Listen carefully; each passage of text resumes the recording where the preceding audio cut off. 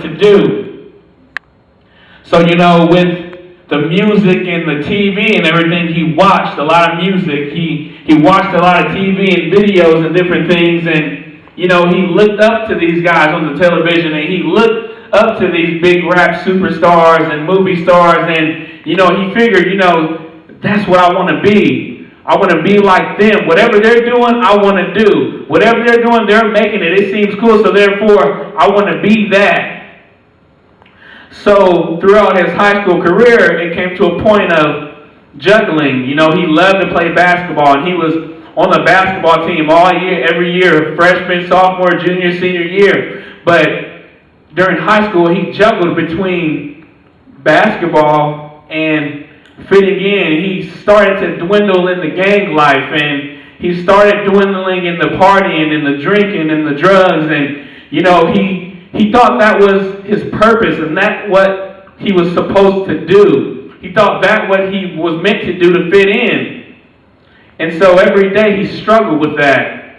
Every day throughout school he struggled, and when senior year came around, it came to a halt because things in his life really began to mess up, and he began to lose focus at home, at school. And he did all the work he put in for basketball. He ended up not even finishing playing his senior year. And he ended up moving out of his parents' house because he thought he knew what his purpose was. He thought that he knew what his design was to be. And so he ended up leaving his father's house, and he ended up, not speaking to his parents for some quite time.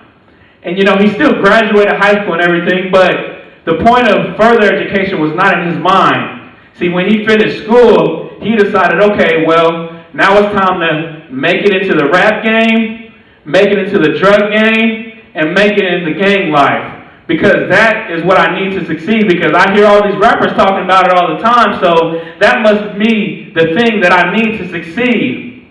So he figured that was the point of his life. That's what he needed to do.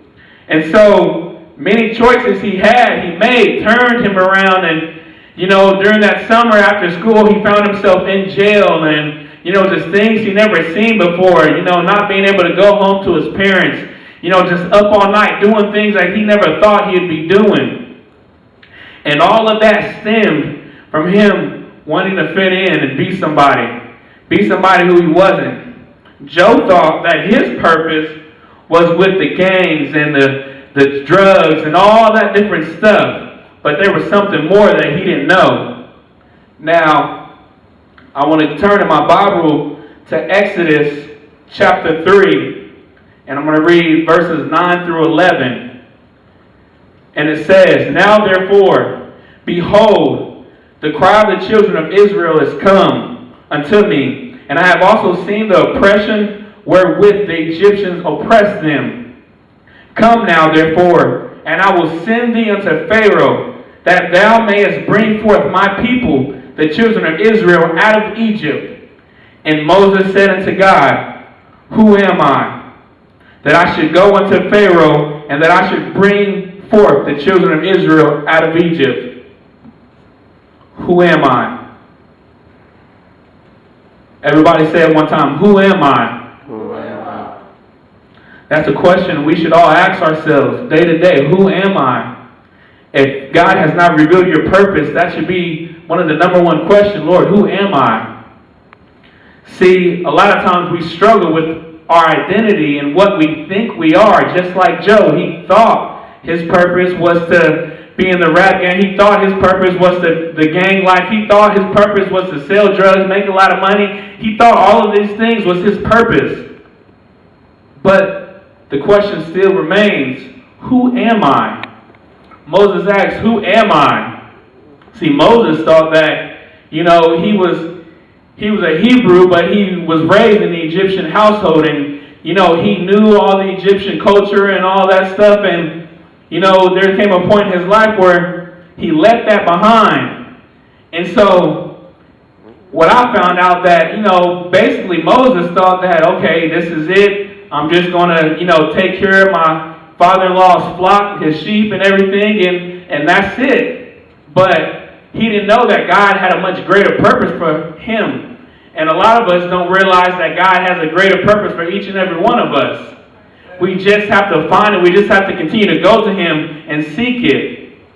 See, God told Moses that he was the one who was going to lead the people out. Moses said, "Who am I?" That's a big task because, sometimes you're thinking, I'm just Joe Blow. I just, flip burgers at McDonald's. And if somebody came to you and said, "No, you're supposed to be the president of the United States," you're going to say, "Who am I? I wash lettuce in the back. You're telling me I'm supposed to be the president. Who am I to do these things?" See, a lot of times we don't know our purpose because we didn't design ourselves. A lot of times if you create something, you know what you created it for. Whoever made the chairs that you're sitting on, the purpose and design they made it was for that to hold you, people that sit down. They knew the design, they knew its purpose, they created, so therefore it knew its purpose. So we didn't create ourselves, so therefore we don't know our own purpose. But God created us, and He knows our purpose.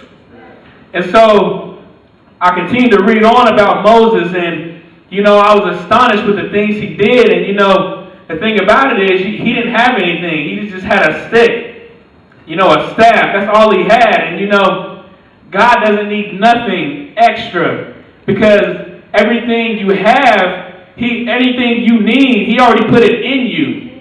That's the thing about it. He, from the beginning, everything you ever needed to be successful, God put it in you from the beginning. But what happens is throughout time, the enemy puts so much stuff on us, and we go through so much stuff, and we continue to get baggage upon baggage upon baggage upon baggage. And the treasure that God has put in us is buried. But the thing is that we must allow that to come out. And the only way we can do that is allow God to help us.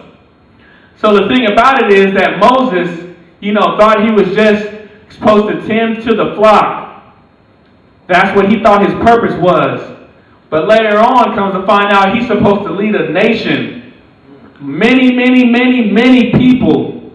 And the thing about it is, he had another excuse. He said he couldn't talk well. It doesn't matter what we've been through. You can say this, you can say that, you can say, I've never been good at this, but if God has a purpose for you, He has a way. He's going to help you do it. All you have to do is be obedient. He's just looking for somebody to say, "Yes, I will." And He'll take care of the rest. So, Moses, he said he couldn't speak well, and so then God decided to allow his brother Aaron to come and speak for him. And he went to Pharaoh, "Let my people go." And I'm just paraphrasing and summarizing, but eventually they let him go. After many plagues that the Lord sent upon Egypt, eventually He let him go. Okay, so now the people are free, and they're walking. Now this man, Moses, has to lead all these people through this wilderness. Now, I don't know about you, but sometimes it's hard to, lead a couple people. I don't know if you remember in school when, everybody's talking and, the teacher's trying to say something. Sometimes it's hard to speak over 20 people. Imagine speaking over thousands of people. He had a task on his hand. He was just used to dealing with the flock, but now he had to speak to thousands and lead thousands of people. And that wasn't what he thought his purpose was, but God had a bigger thing for him. And so later on they're in the wilderness, and God brings them up to the mountain, speaks with them, and gives them the 10 Commandments. And you think about this, Moses had to go all the way up the mountain by himself. Now I don't know about you, but to me, mountains aren't small. It's not just walking up the steps.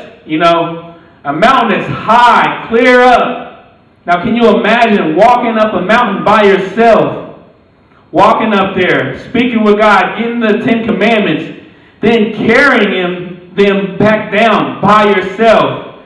2 ginormous, stones. I don't believe those things were heavy. I believe they were heavy. I don't believe they were light.